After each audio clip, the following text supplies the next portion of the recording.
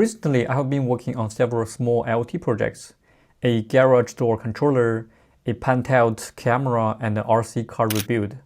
This is quite different from my typical front-end work.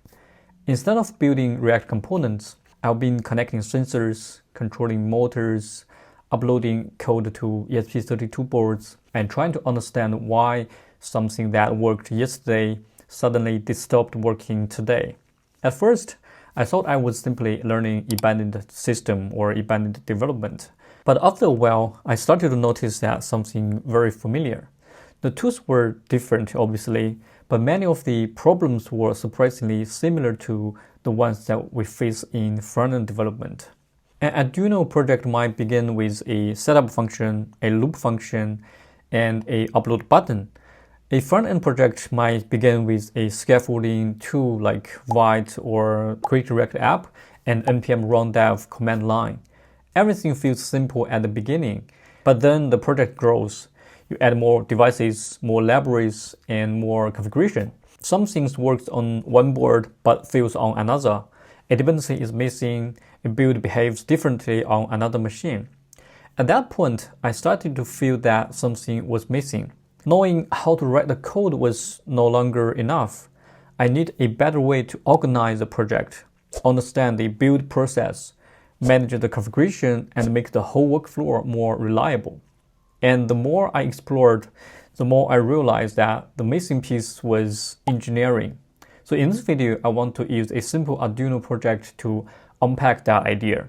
We'll look behind the IDE, following the journey from source code to a running binary, and then connect that process back to front-end development. By the end, you will look at the tools you use every day, like IDE, package management, build system, test runner, and CI pipeline from a very different perspective. Instead of seeing them as separate tools, you will start to see the engineering process behind them, why they exist, and how they help a project remain reliable as it grows. Let's begin with the simplest possible Arduino project, blinking LED. You connect the board to your computer, open Arduino IDE, and write some code like this. If you're not familiar with the Arduino, so basically the setup runs once when the board starts. Here we configure the LED pin as an output, and loop function runs repeatedly.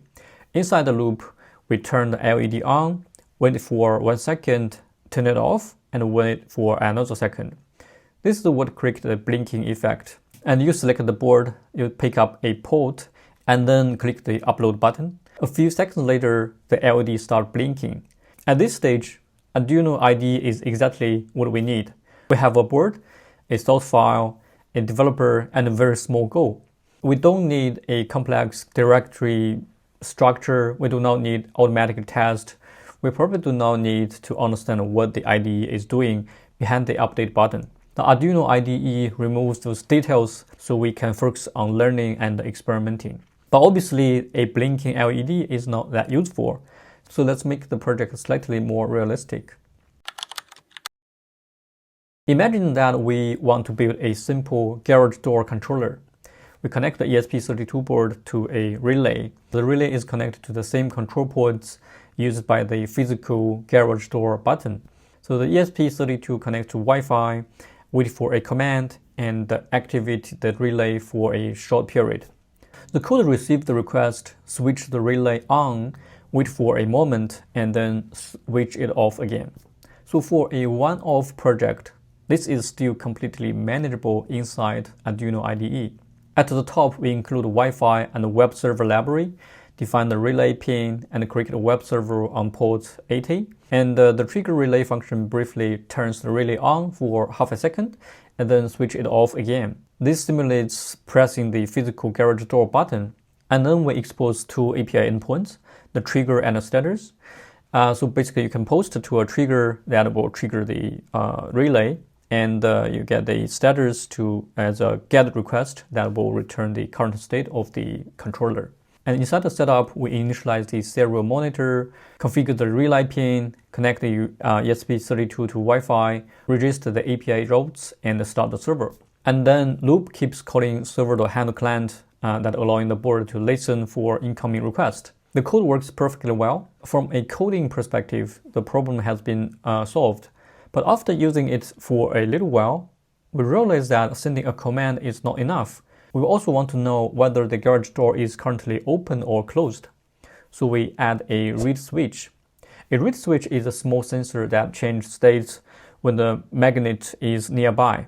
So we can attach the sensor to the wall and the magnet to the moving garage door. So when the door is closed, the magnet is close to the sensor. When the door moves away, the sensor changes states. Now our program has more responsibilities. It needs to connect the Wi-Fi, receive commands, control the relay, read the sensor, and report the current door status. Perhaps we also want one reader switch to detect when the door is fully closed, and another one to detect when it's fully open. As you can see, the project keeps growing and the complexity gradually starts to creep in. Now imagine that we want to build another copy of the controller. Maybe the original ESP32 board is no longer available, so we buy a smaller board from another vendor. It is still an ESP32, but it's a different model. The pin layout is different, the board definition is different. It might use another USB controller or require different flash and uploading settings. So we go back to the Arduino IDE, and we open the board menu and select another board. We select another series port. Maybe we need to update some pins numbers, install another board package, or change the library version. We try uploading, we might get some errors and change another setting and eventually make it work. But now we have a different kind of problem. The code is saved in our repository, but the complete knowledge required to build the project is not. Some of that knowledge exists in the source code. Some of it exists inside the Arduino IDE settings. Some of it exists in a node somewhere, and some of it exists in our memory. Like which board did I choose, which upload speed worked, which library version did I install. If I come back to this project a few weeks later, will I remember all of this? Typically not. And what happens when another developer joins the project? They can clone the repo, but they cannot clone the state of my Arduino IDE or everything I happen to remember. At this point, the problem is no longer the relay or the read switch. The problem is the development process itself. This is where a tool such as PlatformIO becomes useful. Instead of storing the board selection and other settings inside the IDE, we describe them in a project configuration file. For example, I have a PlatformIO.ini definition inside my garage door project. And inside it, I have defined that the platform is a ESP32 and the board is i3 dev kit. The framework is Arduino. The monitoring speed is such. Also, I'm passing the build flags to the final binary. Now the project describes the environments it supports. The information is no longer hidden inside a drop-down menu. It is now visible. It can be committed to the code repo. It can be reviewed by another developer, and it can be copied and reused in another machine. And it can be changed without depending on one person's memory. The project can also have a cleaner structure. We can have source file, we can have library, include, and also the tests. And here is a project that has more complicated structure.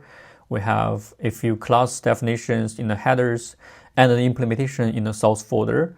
So we can separate the responsibilities, like the sender is implemented inside a sender.c++, and Wi-Fi module is implemented in ESP Wi-Fi.c++.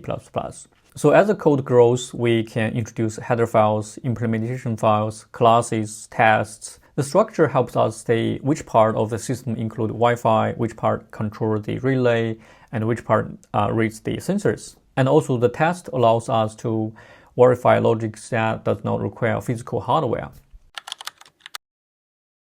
PlatformIO also gives us a command line interface. We can build the project with PAIO run, and it will check all the dependencies, download all the necessary library, and compile the class files, headers, and then put together into a final firmware, and also we can upload the firmware into our board, the physical board, by running the target upload, and that will upload the binary into the physical microcontroller.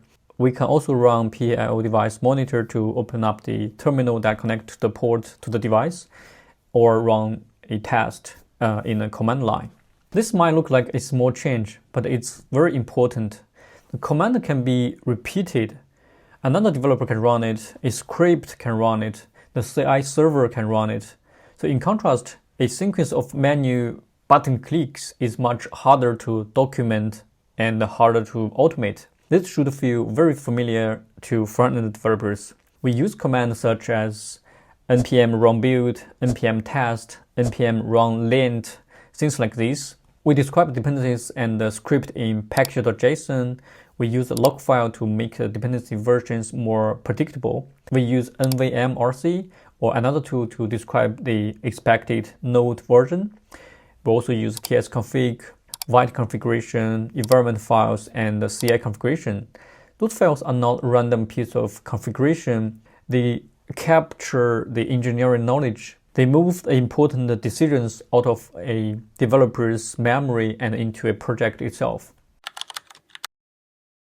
Once the build can be run from the command line, we can automate more of that process. For an embedded project, CI can build the firmware for multiple boards, run the hardware-independent test, checking formatting, and perform static analysis. Testing real sensors and boards might require dedicated hardware, but much of the software can still be checked automatically. This becomes increasingly useful when another engineer joins the project. A change for one board should not quietly break another board. Elaborate upgrade should not make the project impossible to build. A new developer should not need a long private conversation just to discover the correct IDE settings. The process itself should guide them. Let's return to the blinking LED. So for that first program, clicking upload was enough. But as the garage door project grows, we need more structure, more configuration, testing, and automation. This is where engineering starts.